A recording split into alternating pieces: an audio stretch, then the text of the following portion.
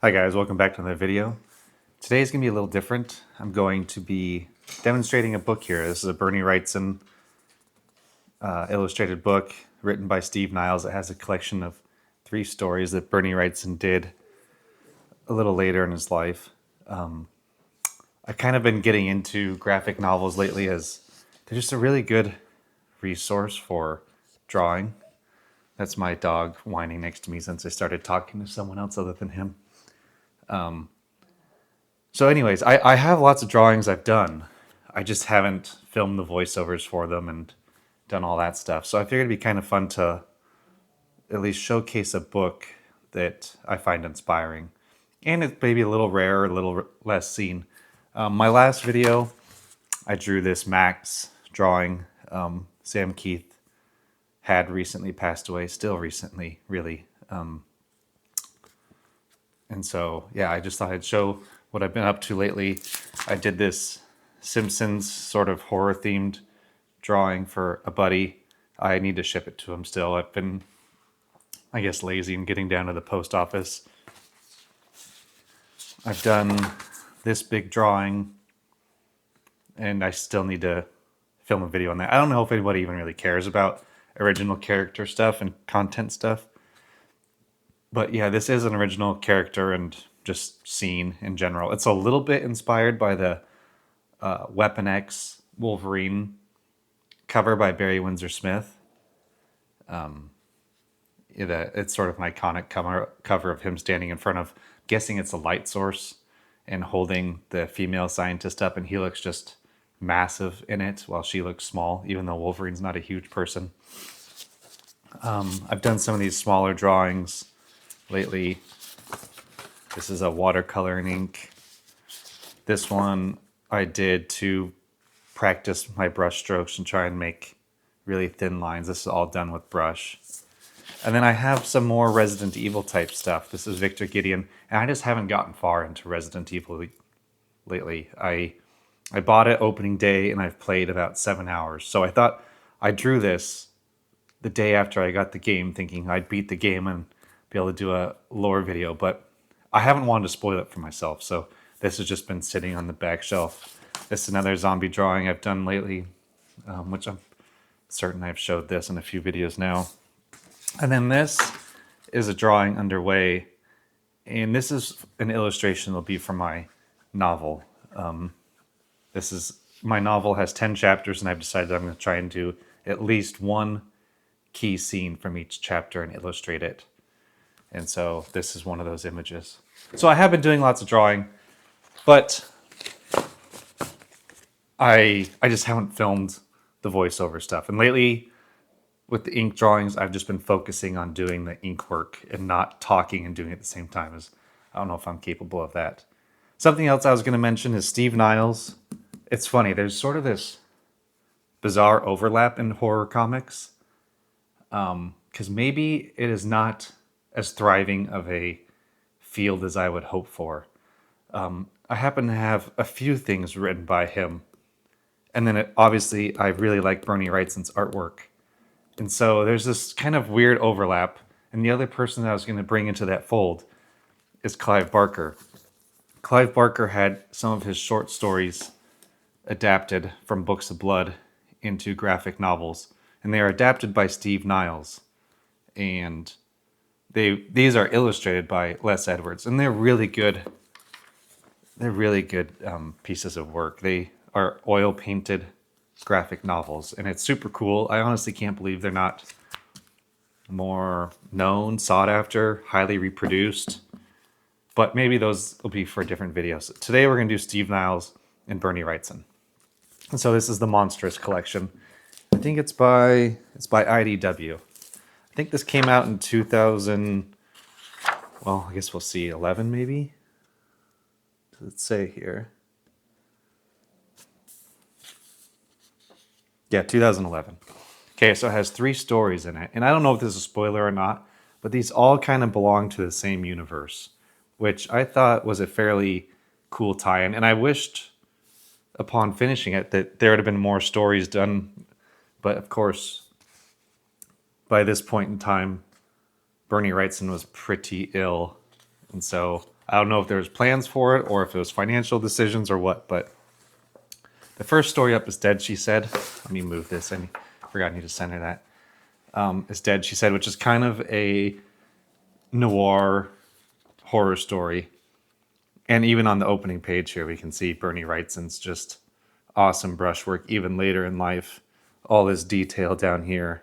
Yeah, I just love the way he uses his tools to create the images he wants. I mean, that's a hard thing to do, to have someone laying on a bed, stretched out, and make it look like they're actually on that bed. If you draw, you know that grounding people in these fake 3D spaces is really challenging. I don't know if I'm going to go over too much of the story. Basically, though, our detective here sort of wakes up and he's gravely wounded. And so over the course of it, he's trying to figure out who wounded him because he has no memory of it. And you can see right here, his guts are basically spilling out of him and he's putting himself back together. And I guess the rub is, I won't spoil it. Anyways, he is trying to figure out who wounded him. He pieces himself back together. I'm going to kind of flip through this relatively quickly because on your end, you can pause the video and look at stuff that maybe is more exciting to you.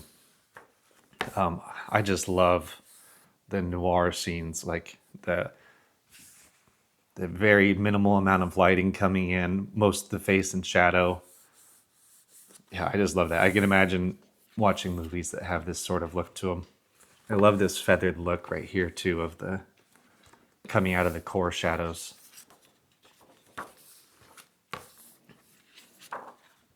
There's so much I could say about Bernie Wrightson. I don't know if this story necessarily represents the best of what he can do, at least not till later on. But either way, there's always something to get excited about. You can just tell that Bernie Wrightson doesn't really mail it in ever on a scene or a picture. It all makes sense. It's one thing to be really good at art. It's one thing to be really good at the draftsmanship and drawing. It's another to be really good with the storytelling and panels and how they flow. And what I will say, the difference in, like, he's a great artist, Les Edwards. And, maybe it's a little bit of the adaptation and stuff. But the overall page and panel layout and flow, his sensibilities just really work for me when I'm reading a story he's done. It's kind of easy to follow, and every picture is interesting. That's another thing I would say about Bernie Wrightson is his compositions are always so strong that it's hard not to get pulled into an image. It's like every little picture has its merits, and I think that's what you want to do. There's a little bit of theory that you could, maybe give some people some breathing room with mundane pictures. But to be honest, I don't know that I subscribe to that too much. I think at the end of the day, when I pick up this book and I'm stuck on something in my own art, something like this, and I'm trying to figure out what I'm going to do, picking up and flipping to any page of this is super helpful for me. And that's what I was going to say is if you're here on this channel because you draw or you kind of want to learn drawing or continue to refine it, I went to this half-price books like 2 or 3 months ago, kind of honestly looking for art books. I couldn't really find anything there. I thought maybe I'd find some cool ink illustration books or things like that. And what I ended up getting drawn to was the graphic novel section. And I thought it's like $8 to get Sin City and Swamp Thing, and I get, I don't know, 500 pages of pictures that I can look at to help me in my drawings when I get stuck. And it started me on this road. I mean, look at this lighting here. That's so good. And Bernie Wrightson sort of always respects the light source to the utmost degree. That's something that really good artists do. I mean, this is another one of the classic, like, this is an interrogation room spotlight sort of idea. Even having the light fixture here in front of us, I don't know, it's just great composition.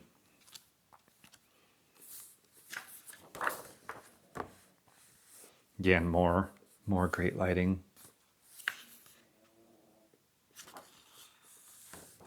I would say that, so I also have Batman Cult by Bernie Wrightson. And gosh, I can't remember the author's name and the colorist's name. Everybody in that book does a great job. But it's kind of interesting in that it's like maybe he was on a quicker deadline. So some of the drawings in it are more gestural and less defined. I'm guessing he had a little more time in this because this sort of detail and all these, just every shot. And here's what Bernie Wrightson's sort of really known for is all these parallel lines, no holding lines, which means he's not drawing the outline of the building. He's just using the weight of the line to imply it. It's so good. More great lighting. I love that. Knowing just which pieces to carve out to give the shape of the face and to hold. We clearly know that that character is the same as that character, in part because of the character design, but even just the shape of the nose, I mean, he nails it. It's so hard to do. More of that line work. Just beautiful. And it's just all over this page. You can just see the effort literally poured into it. These might be here. Also in this book, he does a lot of this, where this whole image down here is the scene or backdrop for the page. I don't know exactly what that's called. I'm not super proficient in comic books, but he does that a lot. Like this lower piece here is the whole scene, and then these drawings are put on top of it.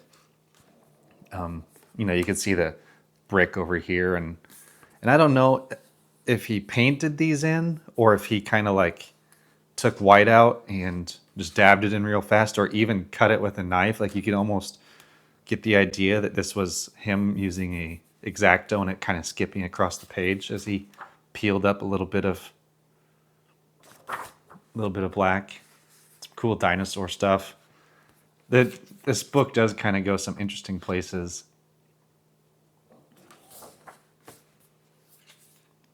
And drawing overweight characters is so hard to do. Big 2-page spread here.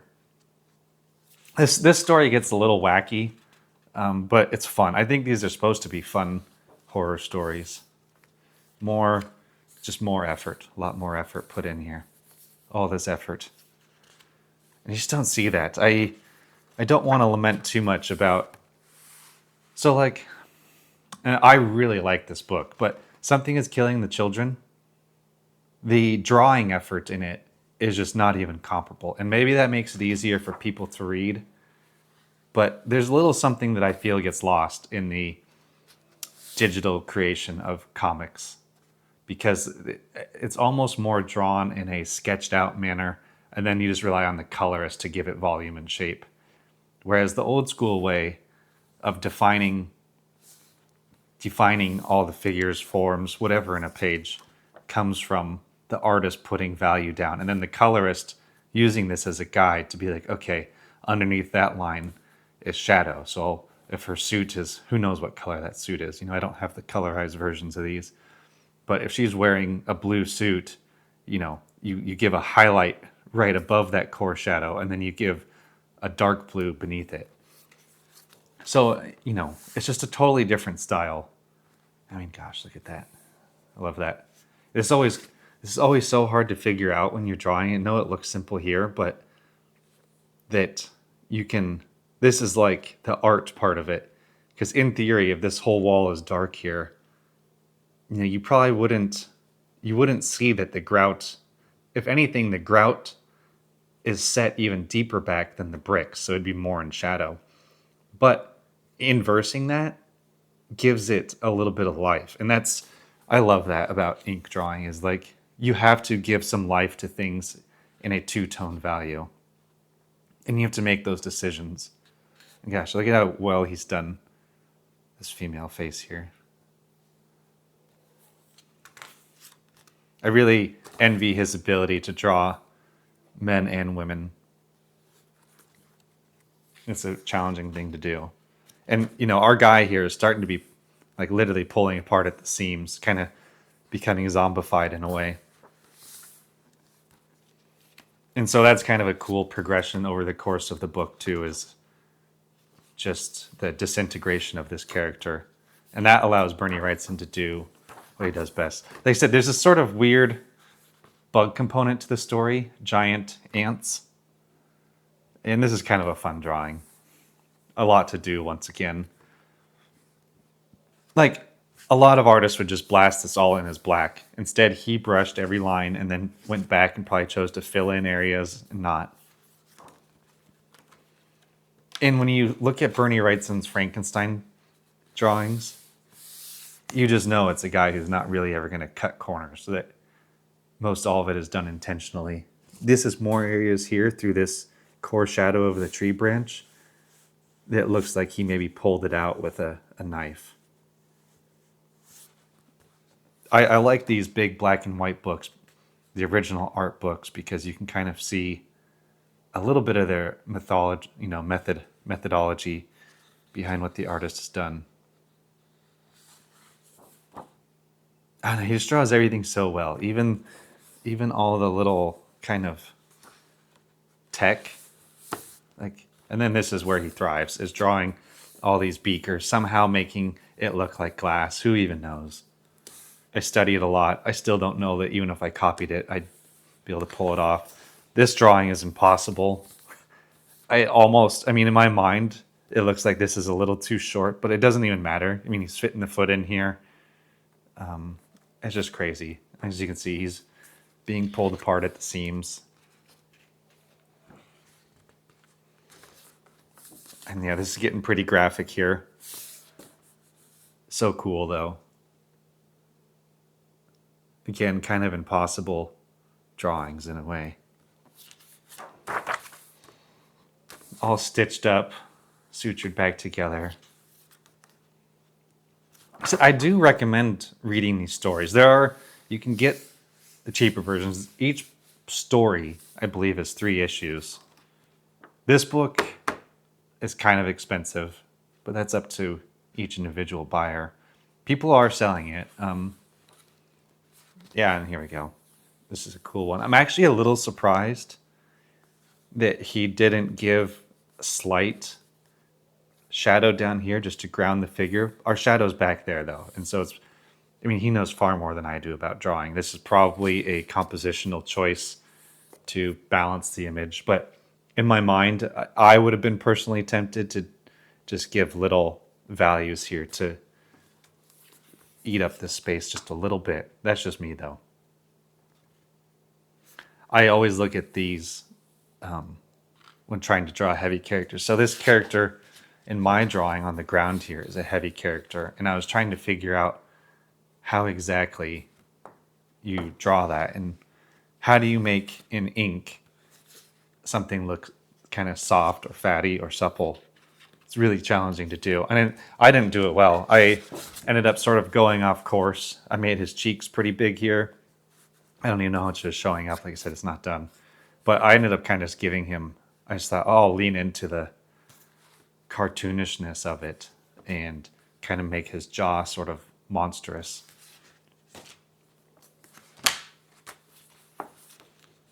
Another awesome drawing, that parallel line work that Bernie Wrightson's known for. I'm not ever good at blocking out these shapes like this. I just don't see it that way. I wonder if he draws all this, or does he just draw that and then use his imagination here? I would have to draw it out. Another cool 2-page spread.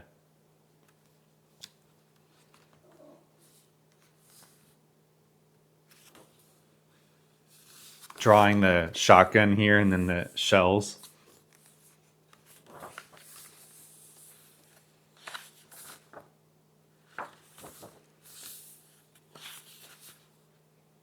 I have a lot of Bernie Wrightson stuff. He is my favorite artist. So I have Freak Show, which is really good. Maybe his best sequential artwork. I have the Dark Genesis Swamp Thing omnibus. I have the Creepy and Eerie collection. I have this book. I have some Batman stuff he's done. I have alien stuff he's done. Like I said, I might make this more of a standard. Yeah, look at that. Cool zombie. Somehow making stitching. It's a snoring dog over there. We're dog sitting someone else's dog, and she's old and kind of noisy. I love this too, how minimal the line work is on her face.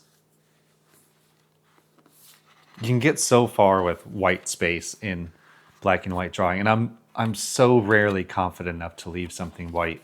And that must be like the end page there. Cool drawing with the finger. Then the ghoul. This is kind of... I honestly wish the story was better in this one, but I like this character. It's kind of Hellboy-inspired story. Cool. Again, for lack of a better word, kind of noir scene of like just picking out enough of the face in white to make it a really cool compositional scene. And then these just hairy brushstrokes back there. But when you look at it, it looks like a hillside or something.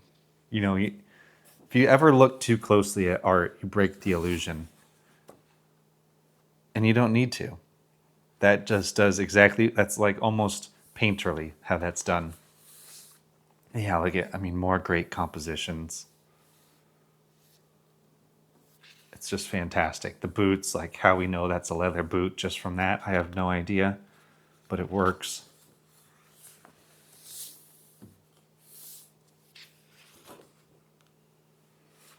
Transporting around in a U-Haul. This is a nice detail. The U-Haul truck is getting tilted aggressively back because the ghoul is such a large character.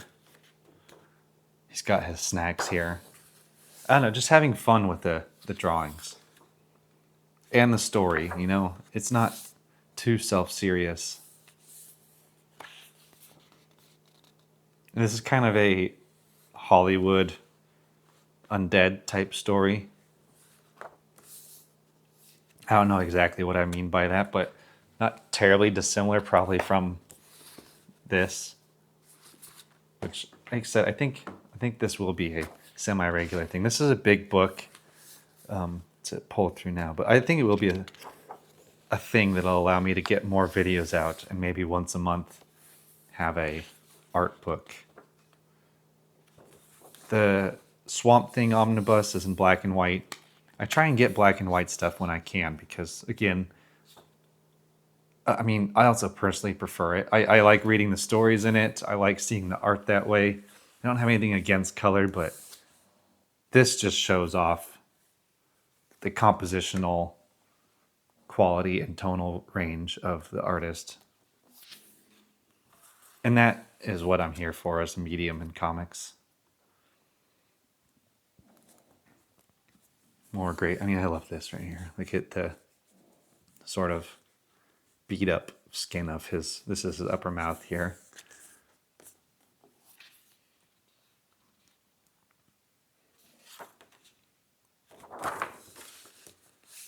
Cool page here. All the tech.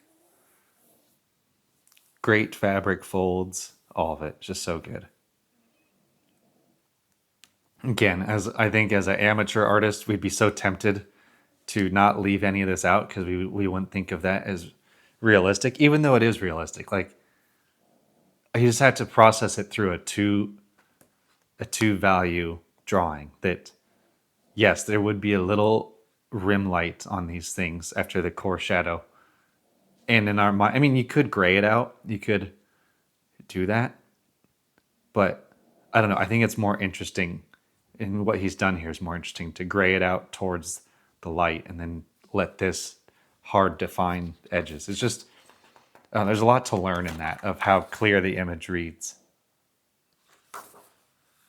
And you know, when I first saw him through the Frankenstein stuff, and I kind of thought, like, I don't want to say it's overworked, but it's so gray and it's such a master of value that seeing his comic book work was really enlightening. It just showcased a totally different, almost an entirely different skill set.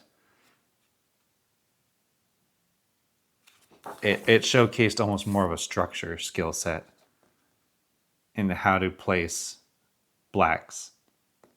Because you don't see a whole lot of pure blacks in the Frankenstein drawings. This is a great image. Look at that gesture there. That's so hard to do. All these hanging down off that. It's just hard to do. But at this point in his life, he's 60, I don't know. A master of his craft for many years. Some of his first drawings, I believe, are being published in magazines when he was in high school. That's how talented this guy is.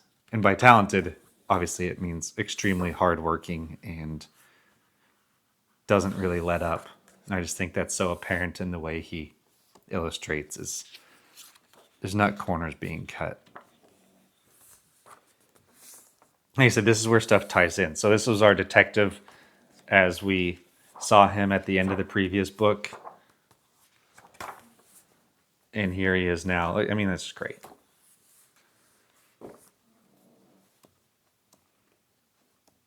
It is kind of funny. This is his left side here. And here it's the right side. Who knows? Maybe it doesn't really matter. I'm not too much of a stickler about it. Maybe I guess both sides of his face are chewed up, but definitely his left side has the lower part, which maybe it does there too. It might just be the way it's lit.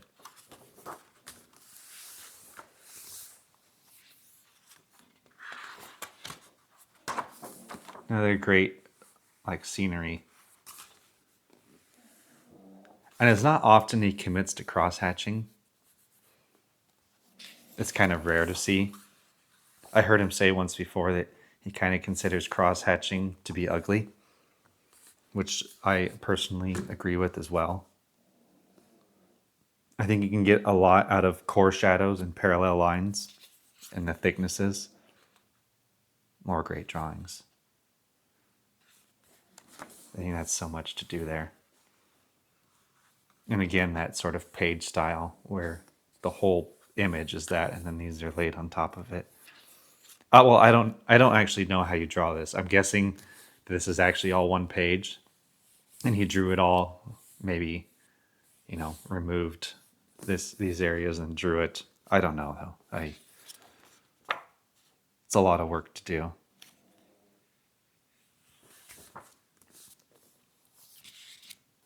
I just love this stuff. The horror. This one has a lot more body horror and monsters in it, and not like the bug stuff.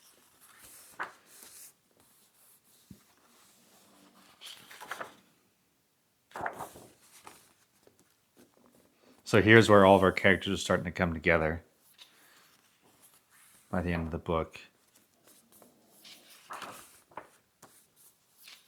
Just gonna start flipping through this one. This one's great. This has zombies rising up, which is really cool.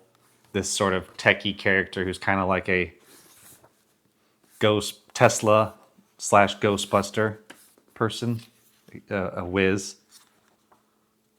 At first I thought in this one, maybe he was phoning it in with all the white. And then I realized that it's to indicate that it's like a high-tech building. Because once we get into, and that's a great house, kind of haunted looking in a way. Once we get into his lab, look at that. Just the shadows here, no feathering to indicate the metal shiny highlights. I mean, that's something to take away from right there, is our skin and organic textures has light that follows and bends a little weird. It's not terribly predictable, so you feather. And all right, so it cut off the video where I was at here, which I was talking about the difference between metal and organic textures, which feather. Which I come back to images like this just to observe how to do textures, because that's a really challenging thing in ink work, is to vary your textures, because again, you just have this simple medium, which is ink, and you have to get so much out of it. More of these hard textures and lines. I love the cartooning on this old person's face here. You know, that really flat nose bridge, and then the end of the nose just sticks out. It's so good.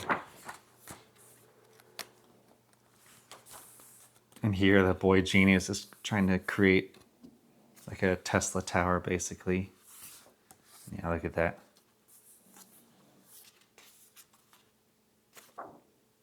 Amazing. I'm guessing this is done with whiteout. In his earlier Frankenstein drawings, he always said how he didn't really use whiteout as he thought it was cheating. But I think at this point in his career, later in life, nothing left to prove. You could just do that. You know, I say that it's probably whiteout because there's little chunks missing. That's kind of the cool part about these black and white books, is just seeing all that.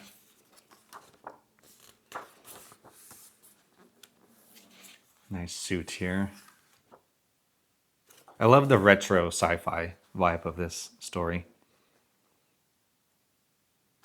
That's a lot of work. All these parallel lines, cracked pavement down here. These brushy lines, it's just so cool. This current flowing all around the city to get these kind of ghosts.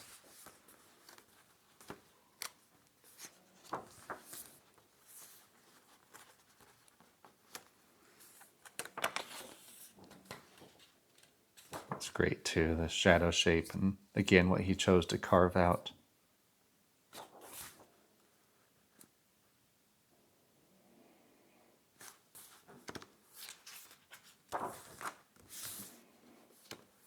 Here's our Doc Macabre from the first story.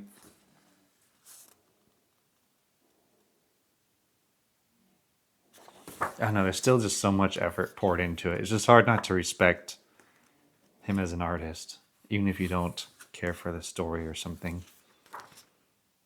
And you know, most people just grab a ruler and grab a micron and do this. And here he is brushing each line, trying to get them thick and thin. I mean, so cool. It gives it so much more life too. That's what I like about it. I'm kind of over the digital and micron look. Like both physical media and that have kind of lost a little character as we moved away from more traditional tools. These buildings, just vertical lines.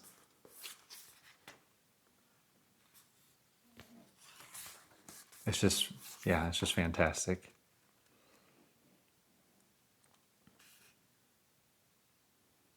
His pose and the way it just holds you there. So you can really see too that every picture is just strong. He doesn't ever really just like get into the bouncing faces back and forth up close or repeated images. He's just always telling stories with the pictures. And then we move into the gallery, which these are awesome.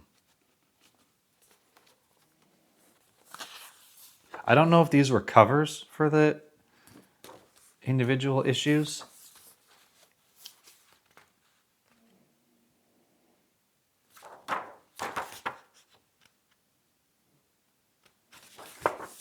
And then these are old.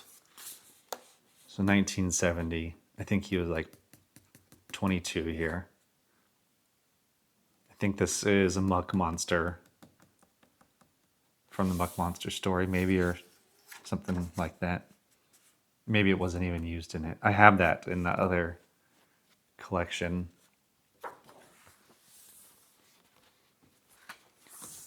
I don't know if these are charcoal or graphite drawings, maybe. There's a lot of tooth on the page, like you're using the side of a pencil. That's just a guess, though. It's so dark. I just don't know how you'd scan it back then, but maybe this is a more modern scan and you're able to do that. You know, I just don't know. This is kind of a Frank Frazetta inspired image. I feel.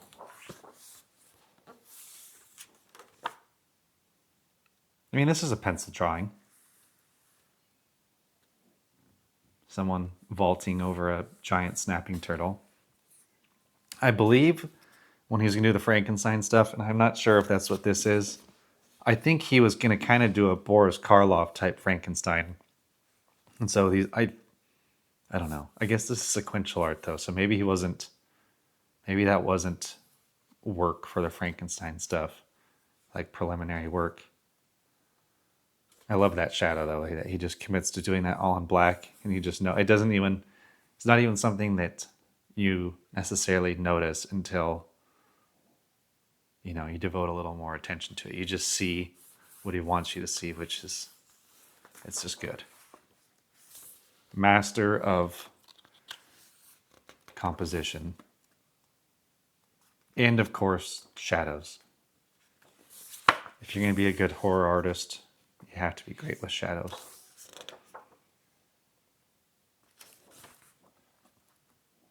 Here's a nice example of all the parallel line work and the gray value you can get out of it.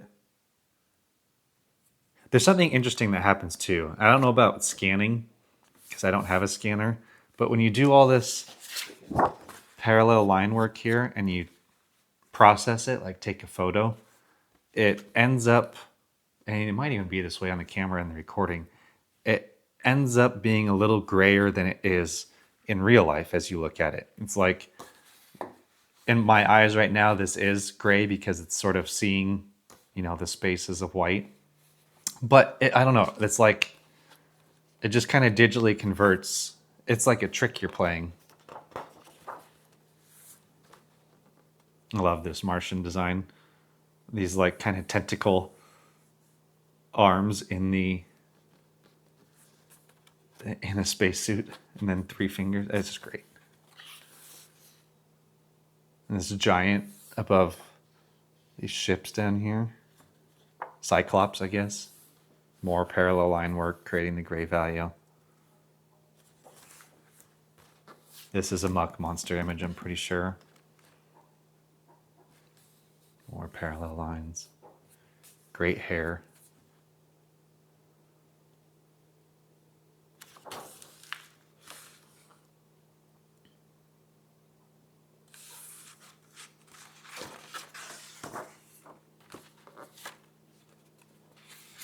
This image is so evocative because we don't know what she looks like.